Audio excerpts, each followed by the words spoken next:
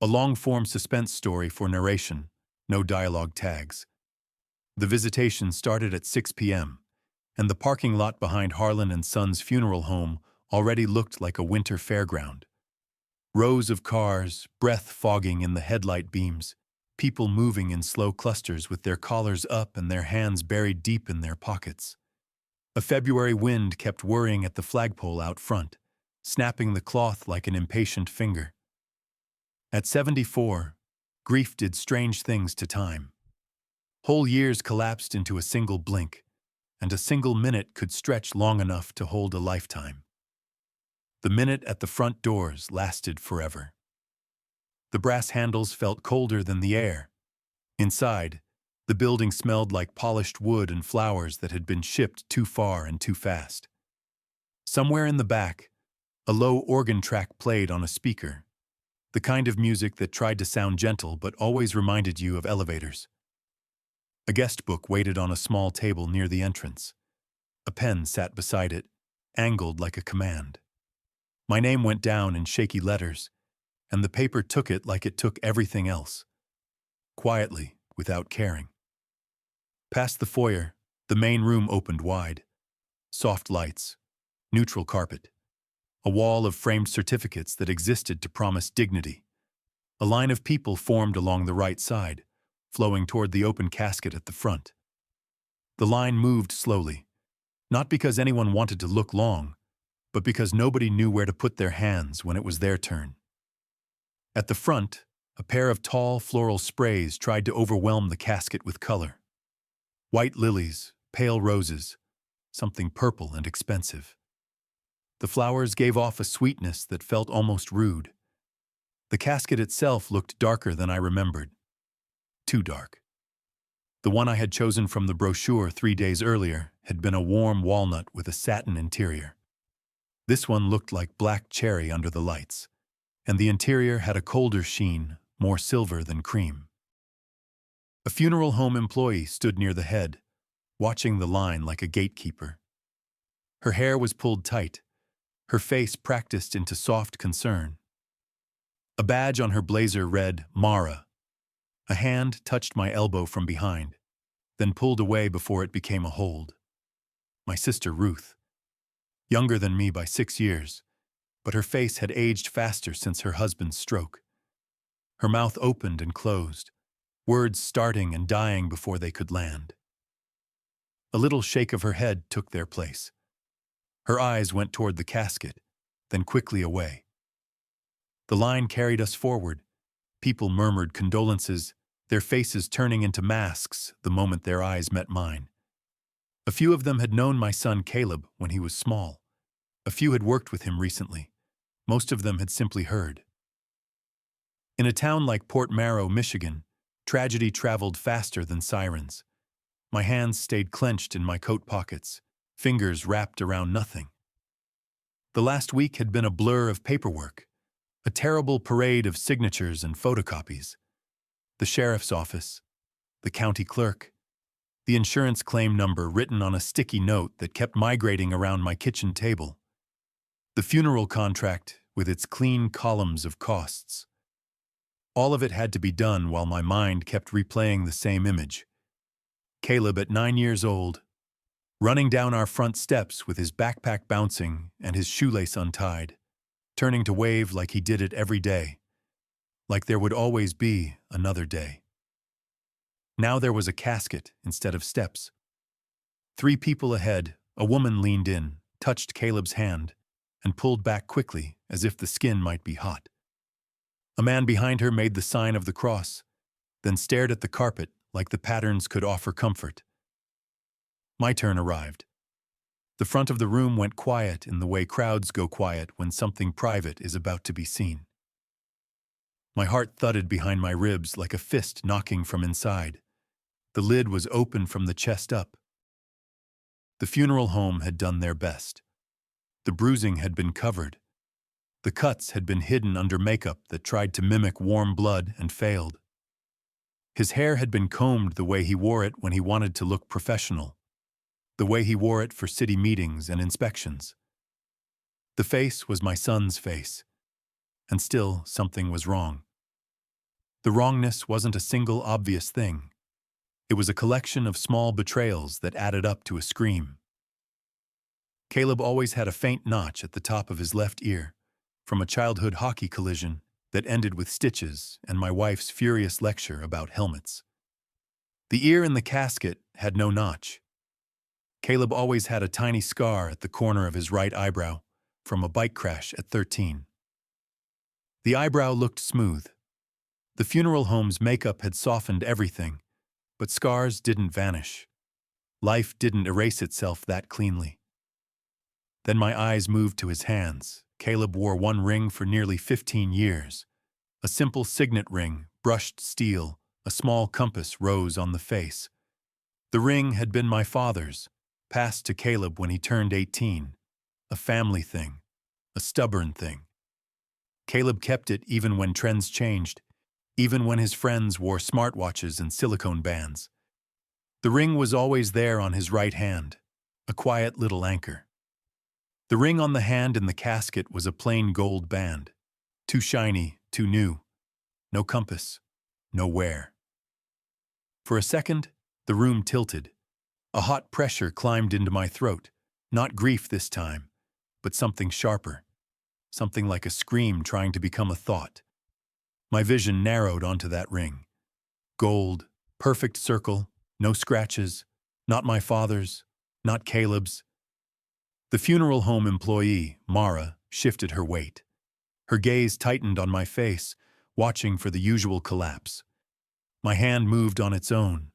Fingers slid out of my pocket, reached toward Caleb's right hand.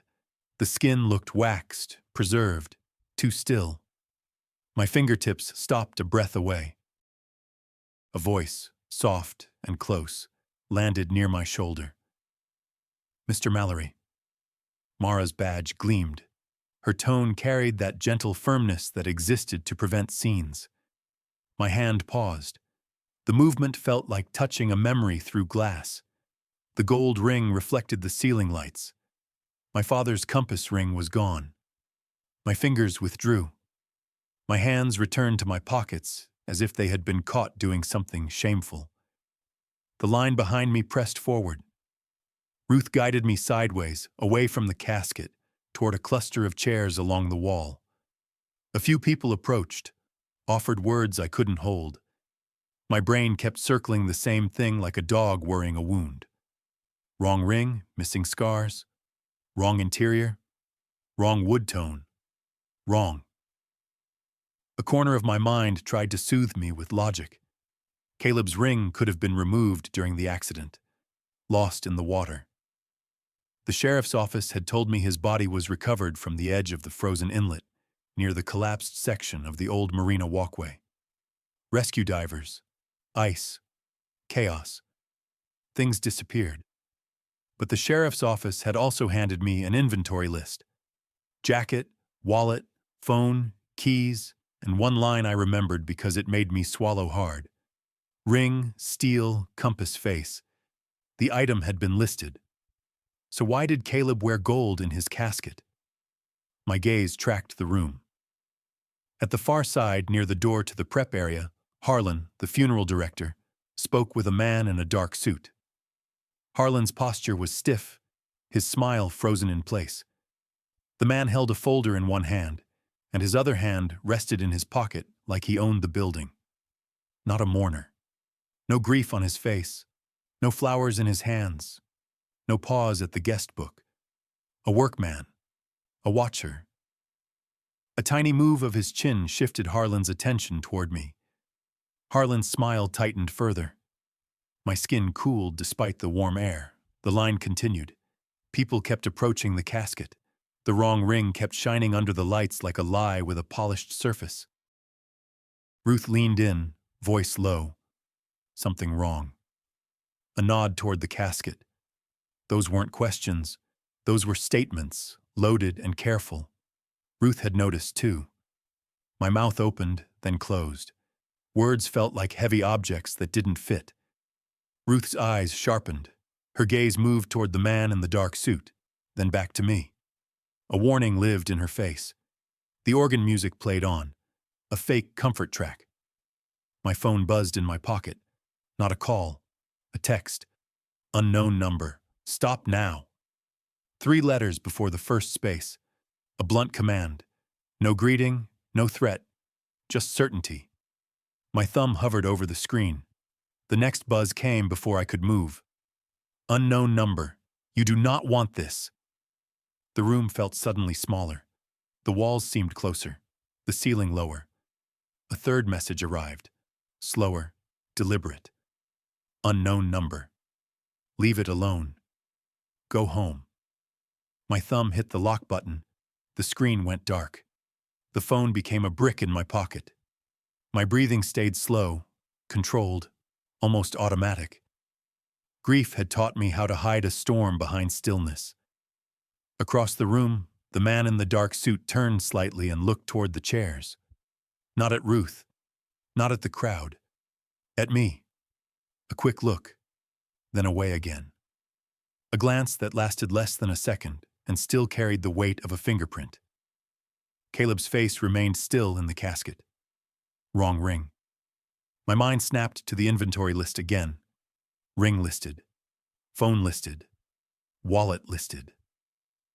Then another detail arrived. Late and sharp, like a delayed pain. Caleb's phone had been returned to me with the screen cracked. The sheriff's deputy had worn gloves while handing it over, like touching it could transfer blame. The phone had been powered off. The deputy had warned about evidence protocols and the need to hold it.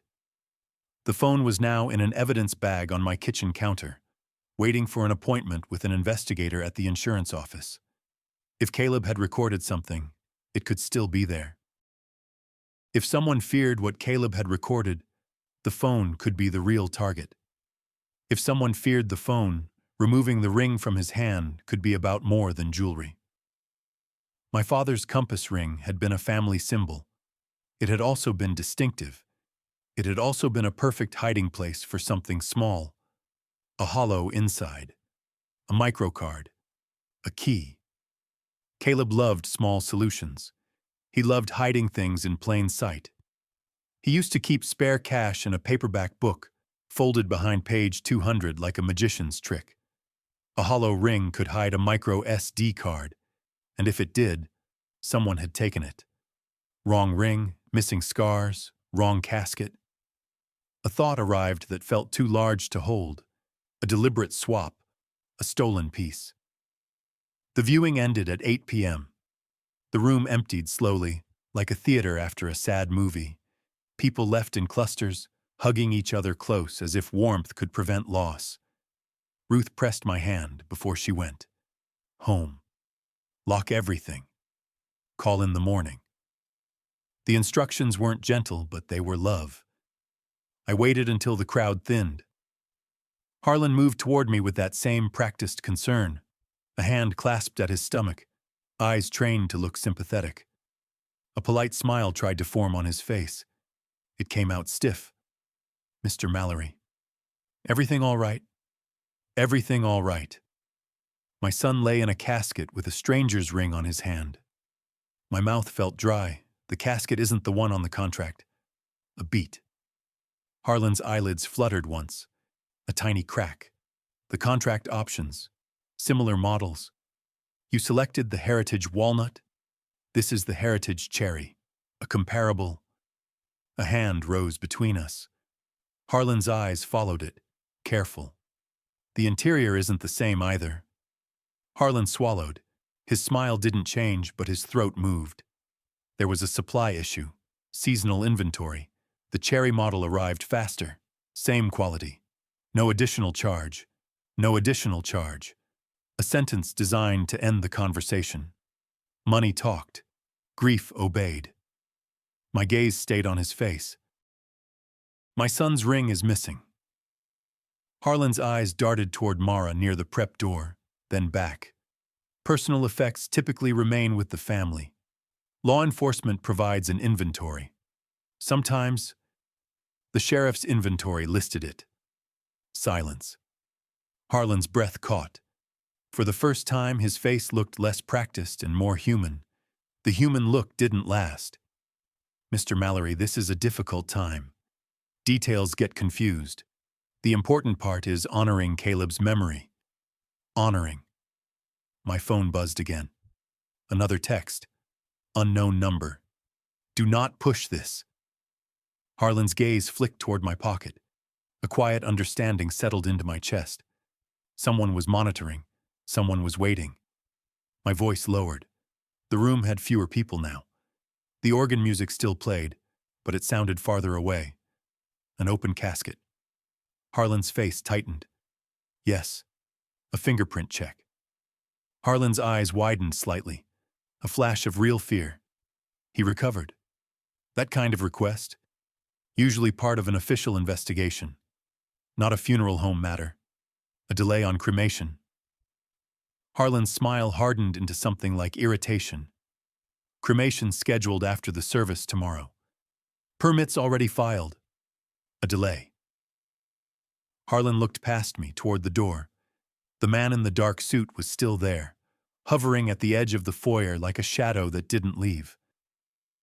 Mr. Mallory, any concerns about the cause of death need to go through authorities. The funeral home cannot. The ring listed on the inventory is missing. Harlan's jaw flexed. Personal effects sometimes get removed during preparation. The ring didn't fall off. Caleb never removed it. Harlan's eyes drifted away again, toward the foyer, toward the suit. A new message buzzed. Unknown number, last warning. My thumb pressed the screen awake. The words glowed. Last warning. A cold certainty arrived. This wasn't about jewelry. This was about something hidden.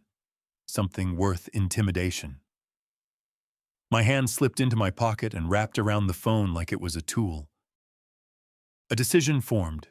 No more requesting. No more polite. No more waiting for permission from people who feared the truth. The building's lighting made everything look soft and safe. The safety was fake. A polite nod ended the exchange. My feet carried me toward the doors, out into the wind. The parking lot was emptier now. Snow crunched underfoot. My old pickup sat beneath a street lamp like a patient animal. I climbed in, started the engine, and let the heater blow cold air while the vehicle warmed. The drive home took 12 minutes. The town lights passed like sleepy eyes. Every rear-view glance looked for headlights. 2 cars tailed me for 3 turns, then peeled off. A coincidence? Maybe. My driveway was dark. My porch light had burned out months ago, and I never replaced it because my wife always reminded me, and she wasn't there anymore. Inside, my house smelled like old coffee and quiet. Caleb's framed high school photo still sat on the mantel. His grin in that photo looked confident, certain, like the world wasn't capable of taking him. I moved straight to the kitchen counter. The evidence bag waited where I left it. Caleb's phone inside, sealed. The sheriff's handwriting on the label looked neat, almost proud. My fingers hesitated. Evidence protocols. Warnings. The kind of rules that existed for orderly people. My son lay in the wrong casket. Order was already broken. Scissors slid through the plastic seam. The bag opened with a soft tear that felt like crossing a line. The phone screen remained dark. The cracked glass split the reflection of my kitchen lights into jagged pieces. A charging cable plugged in. The phone vibrated once, then woke, flashing a low battery symbol. A few seconds later, a lock screen appeared. Password required. My hands hovered over the keypad. Caleb's birthday, wrong. His dog's name, wrong.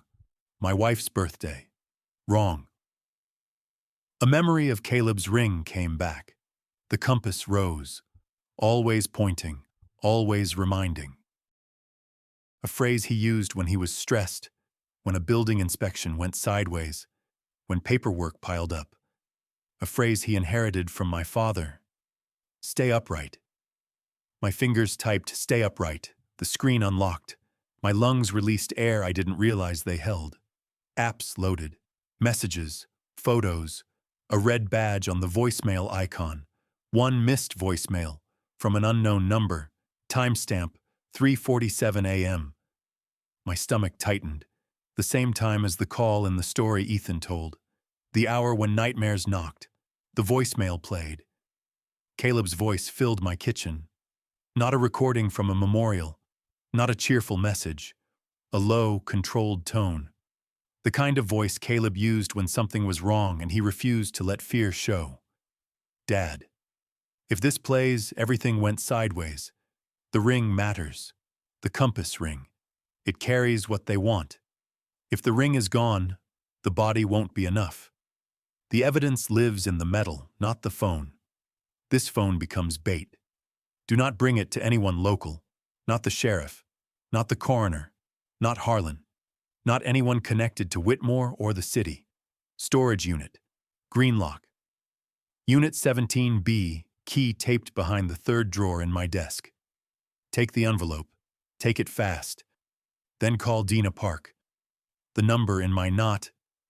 The voicemail ended. My kitchen went silent again. The hum of the refrigerator sounded louder than it should. Caleb had planned for this. He anticipated theft. He anticipated a cover-up. He anticipated the ring being the real container. And the ring was missing.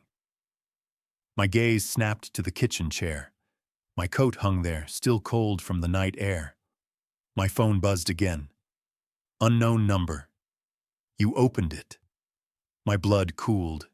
They knew. My house was no longer private. My grief was no longer mine alone. I was a target. I moved without thinking. Lights off, curtains closed, back door deadbolted, front door checked twice. My hands moved like muscle memory from years of locking up after late shifts when my wife wanted to feel safe. Then the desk. Caleb's desk sat in the spare room, the room he used when he visited, the room that still smelled faintly of his cologne. The drawers opened with a squeal. Third drawer, behind it taped to the back panel, a small key on a strip of blue painter's tape. Green lock storage. Unit 17 Omo. A printed index card lay beneath the key. Dina Park Mobile, 555. 019-4438, trust only if she says north wind, north wind. A code word. Caleb never used code words for fun. My hands shook hard enough to rattle the drawer. The storage facility sat on the edge of town near the old paper mill, a row of orange doors behind a chain-link fence. I arrived before dawn, parking 2 blocks away, walking the last stretch with my collar up and my head down. Snow made everything quieter. The world held its breath. Greenlock's gate code panel glowed faintly. I didn't have the code. Caleb's voicemail didn't mention it. A small sign near the office listed business hours. Closed until 9 o'clock. Caleb's voice echoed in my head. Take it fast. The fence line ran along a patch of woods. The chain link had a section where the bottom edge lifted slightly off the frozen ground. Animals had done it over time, pushing and tunneling. My stomach turned at the thought of crawling under a fence at 74 years old. My knees complained, my dignity complained. My fear overruled both. Cold metal scraped my coat as I slid under. Snow pressed into my sleeves. My palms stung. Inside the compound, rows of storage units stretched like narrow streets. Most doors were shut. A few had padlocks that looked old. One unit near the back corner had a lock that gleamed fresh. 17B, the key fit. The lock popped open with a satisfying click. The door rolled up halfway, then stuck. Rust. I lifted harder. The door rose with a groan. Inside, the unit held a few plastic bins, a folding chair, and a metal file box. A smell of dust and old cardboard. The file box sat in the middle like it was waiting. My hands grabbed it. The lid was latched, but not locked. Inside, one thick manila envelope, sealed. No writing, no label. The weight felt significant. Paper and maybe a small object. A faint sound behind me. Crunch, crunch, footsteps in snow. My blood snapped cold. I lowered the file box into a bin and stepped toward the door. A man stood 3 units away, facing my direction. Dark jacket, hood up, hands in pockets, a posture that looked casual and still carried threat. A second man appeared behind him, closer to the fence line. No facility employee uniforms, no keys visible. Hunters. My heart hammered. The envelope felt like a bomb that could detonate if I dropped it. My eyes scanned. A gap between rows, a narrow lane. The men didn't hurry. That made it worse. Confidence, control. My hands moved quickly, envelope under my coat, pressed flat against my chest. File box lid closed. Door down, lock back on. A simple move, almost calm. Then feet moving fast. Down the row, left turn, another row, a dead end, a chain link fence.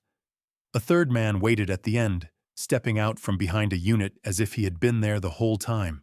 A wide stance, hands low, my lungs burned. The fence gap I crawled under sat 2 rows over, far enough away to require running past them. A decision hit. Not the fence. The office.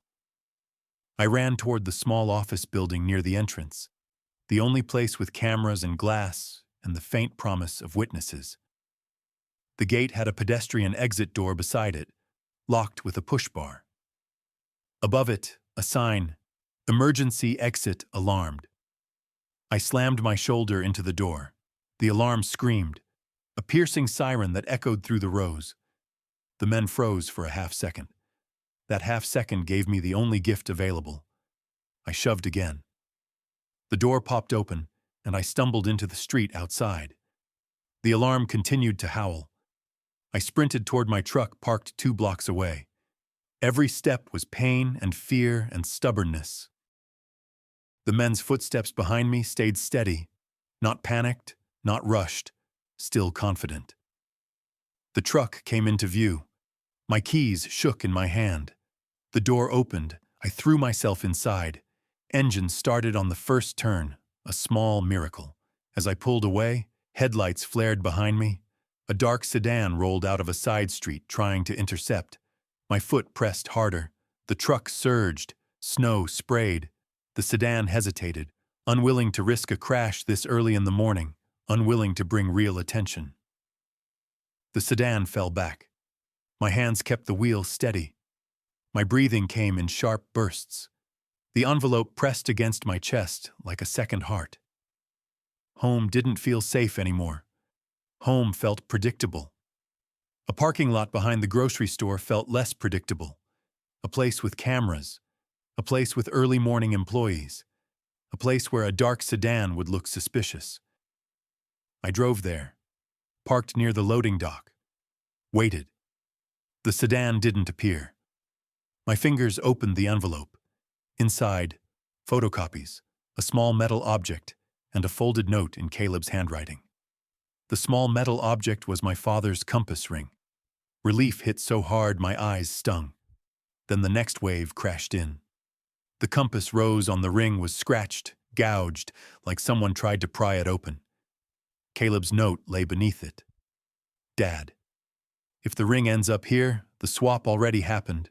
Wrong casket, wrong band, no fear, no arguing at the funeral home. That place is compromised. Ring holds the recording. The phone holds the map. Put ring and phone together, upload. Then Dinah Park, Northwind. The photocopies were building inspection reports. Caleb's signature on each. Red marks, notes in margins, names circled. Whitmore Foundation, Port Marrow Redevelopment Authority, Councilman Grant Lasker, a list of addresses, a set of dates, a pattern. The last page was a printout of an email. Subject line, clean clothes from Marcus@whitmorefdn.org to Glasker@city.gov body. Make sure the casket issue gets handled. No loose ends, same as we did last time. No signature, no pleasantries, just cold instruction. The ring in my palm felt heavy, scratched and violated. Somewhere in Port Marrow, people thought they had buried my son and buried his truth with him. They were wrong. The phone buzzed. Unknown number. Ring won't save you. I turned the phone off. The silence that followed felt better. Then the number for Dinah Park. My thumb hovered. Caleb's note mentioned a code word. Northwind. The call connected. A woman's voice answered, alert, already awake, as if sleep was a luxury she didn't trust. I held the phone close. Caleb Mallory. A beat. Northwind. Another beat, longer. A breath. Where? 2 words. No tag. No softness. Just business. Grocery dock. South lot. 10 minutes. The call ended. A knot loosened slightly in my chest. Not trust, not safety, but direction. Dinah arrived in a gray hatchback with mud on the doors and a cracked windshield. Mid-30s. Short, dark hair. A face that looked tired in the way people look tired when they stop believing the world will be fair. She parked beside my truck without hesitation, climbed out, and walked straight to my passenger window. Her eyes went immediately to my hands, then to the envelope, then to my face. The ring. I held it up. Scratched compass rose, catching the morning light.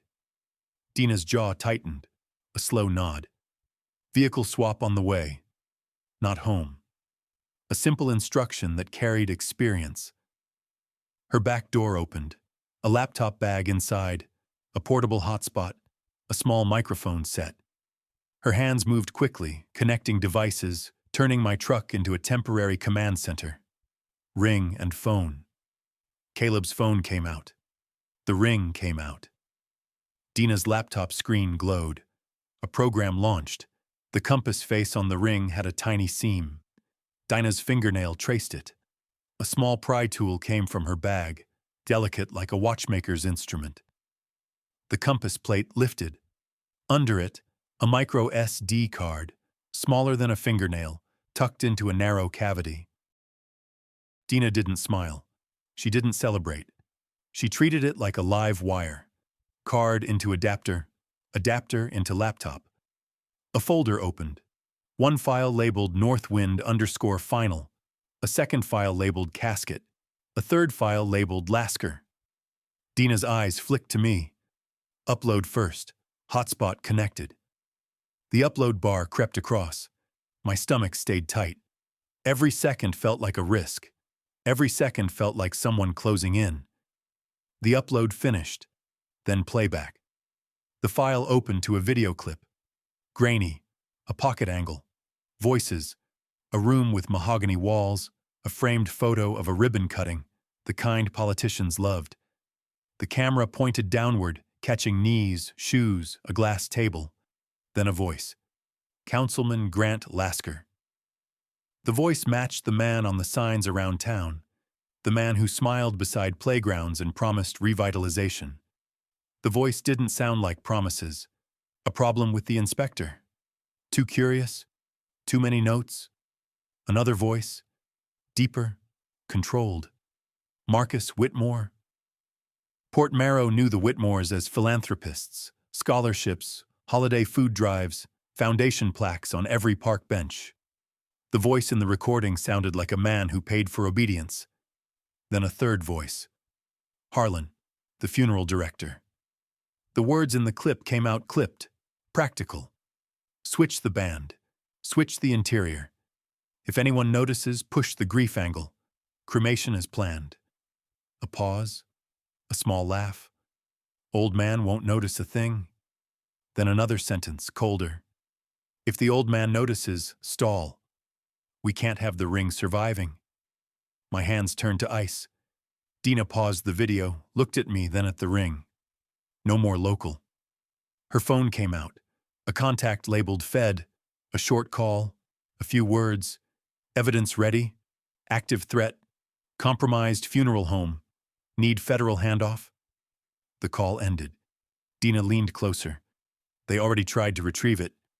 They will try again. They will try harder. My throat tightened. A thought arrived, heavy and bitter. Caleb knew he was in danger. He planned anyway. Dinah's laptop opened the file labeled Casket, a scanned PDF, a bill of lading, casket serial numbers, delivery logs. The casket delivered to Harlan and Sons matched a different funeral home across the county. A swap on paper, a swap in reality, a deliberate substitution. Then the file labeled Lasker, a spreadsheet of inspection approvals tied to redevelopment projects. Dates, permit numbers, fast-track notes, every project connected to Whitmore funding. Caleb's notes in the margins. Do not approve. Structural fail risk. Pressure from city. Threats implied. The last line burned. If anything happens to me, check the ring. They will try to bury the card. Dina closed the laptop. Her face stayed calm, but her eyes carried urgency. A plan formed in her posture. Public confrontation. Not private, not a back room. A city council meeting scheduled tomorrow. Redevelopment vote. Whitmore Foundation donors present. Media present. A public stage. Dina's gaze narrowed. They thrive on quiet. They crumble under lights. My hands tightened around the ring. The gouged compass rose, pressed into my skin. Tomorrow. A knock on my truck window snapped both of us. My body jolted. Dina's hand moved toward her bag. A young man stood outside. Grocery worker, orange vest, concern on his face. Everything okay here? Dina's expression softened just enough to look normal. Just a dead battery scare. The worker nodded, walked away. The ordinary world continued. It always did. Dina returned her focus. One more step. Insurance and police will try to steer you into local channels. Avoid. Federal only. A safe place tonight. A motel on the highway. Room paid under Dina's name. Cash. Curtains closed. No lights after dark. My pride had no place in this. Pride didn't keep people alive. That night passed like a slow fever. A car idled in the motel lot for 15 minutes around 1 a.m. Dina watched from behind the curtain, phone in hand, recording the plate. The car left without stopping. At 3:12 a.m., a text arrived on my phone despite it being off earlier. I had turned it on briefly to check missed calls. Unknown number. Bring the ring to the funeral. Apologize. This ends clean. My hands stayed steady. The fear was still there, but it had changed. It had turned into something harder. At 8:30 a.m., Dina drove us to the federal building in Sault Ste. Marie, a smaller office, less obvious, less tied to town politics. A federal agent met us in a side entrance, a woman with a calm face and sharp eyes. Agent Hollis. She took the ring with gloved hands, took the micro SD copy Dina produced, and took my written statement. No promises, no dramatic reactions, just efficient attention. A quiet sentence arrived from her, spoken like an observation rather than comfort. This is not the first Whitmore complaint. The words landed heavy. Port Marrow's council meeting started at 6 p.m. the next evening. The same room where I once sat to applaud Caleb when he earned a community service award in high school. The same room where politicians congratulated themselves for basic competence. Tonight, the room held a different energy. Cameras along the back wall, a few local reporters, a cluster of Whitmore staff in neat blazers, faces polished into public smiles. Councilman Grant Lasker sat near the center, papers stacked in front of him. Calm posture, confident hands. Near the side aisle, Harlan sat with his hands folded, eyes down, as if grief had made him humble.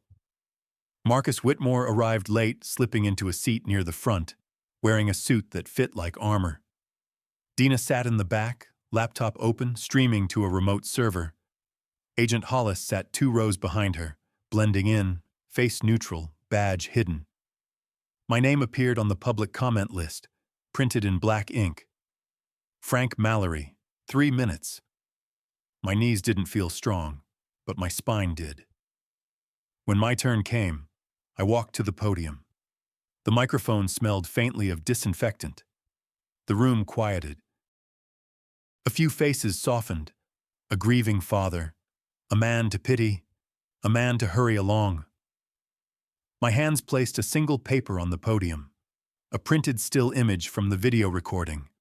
Marcus Whitmore's shoes, Councilman Lasker's knees, Harlan's polished funeral shoes, a clear frame, then a second paper. The casket bill of lading with serial numbers highlighted, then a third. The email with the subject line, "Clean clothes." My voice held steady. Not loud, not theatrical, just clear. My son Caleb Mallory died last week. The official story calls it an accident. The funeral home arranged an open casket viewing. The ring on his hand was not his ring. The casket was not the casket on the contract. A message arrived on his phone at 3:47 a.m. The message warned about a cover-up, a stir in the room. Councilman Lasker shifted, a small movement of his jaw. My next sentence landed like a brick. The cover-up involved this council, the Whitmore Foundation, and Harlan and Sons Funeral Home. Harlan's head lifted. His eyes met mine. Fear lived there now, unmasked. Marcus Whitmore's posture remained still. His eyes stayed flat. No emotion, just calculation. Councilman Lasker leaned toward his microphone, ready to interrupt, ready to dismiss. Dina's laptop screen glowed behind me. A projector in the room, used for zoning maps, clicked on. A video appeared on the big screen. Not a city presentation, not an official file, a pocket-angle clip. Marcus Whitmore's voice filled the chamber. A problem with the inspector. Councilman Lasker's voice followed. Too curious. Harlan's voice arrived next. Switch the band, switch the interior, push the grief angle. A sharp inhale moved through the audience. Phones lifted, cameras zoomed.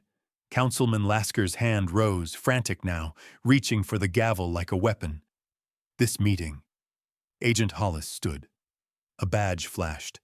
A voice carried across the chamber with authority that didn't ask permission.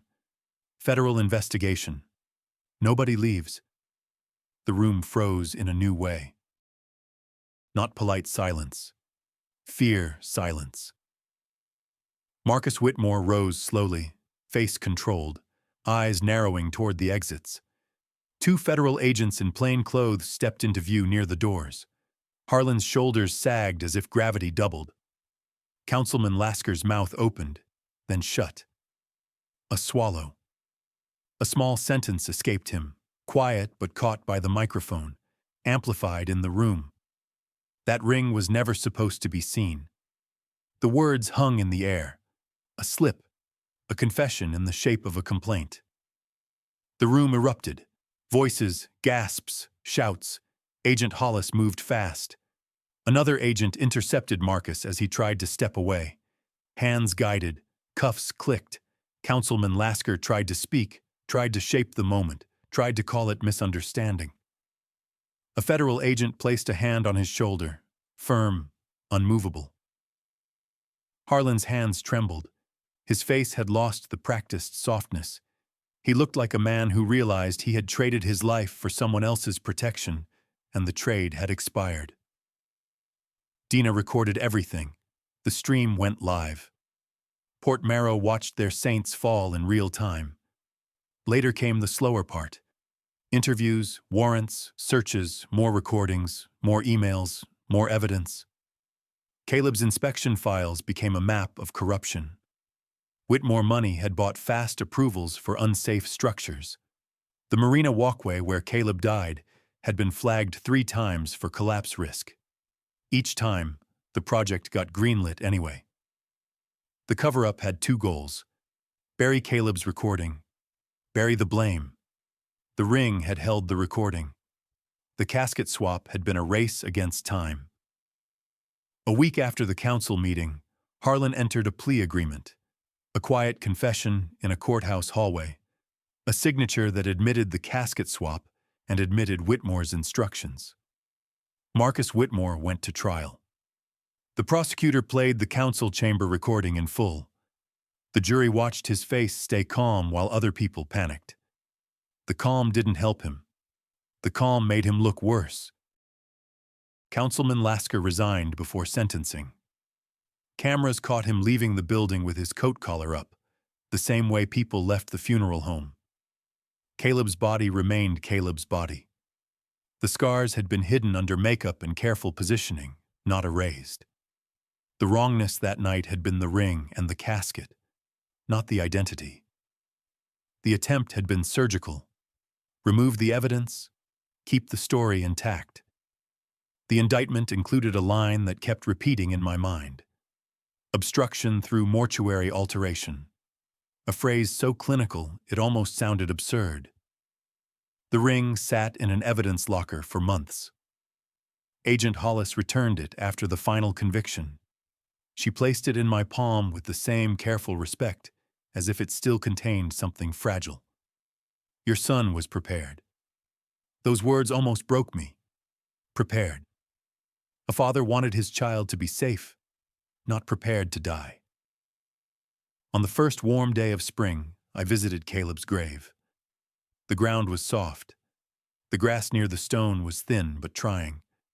My wife's grave sat beside his, 2 names separated by a few inches of stone and a lifetime of silence. I placed the compass ring on Caleb's headstone for a moment, letting the metal catch sunlight. The compass rose looked scarred, but still visible. A thought arrived, gentle and heavy. Caleb tried to stay upright even when the world pushed. I slipped the ring onto my own finger. It fit tighter than I remembered. My knuckle had grown. Time had changed me. Behind me, a breeze moved through the trees. The cemetery felt quieter than Port Marrow ever did. The town still existed. People still bought coffee. Kids still played hockey behind the middle school.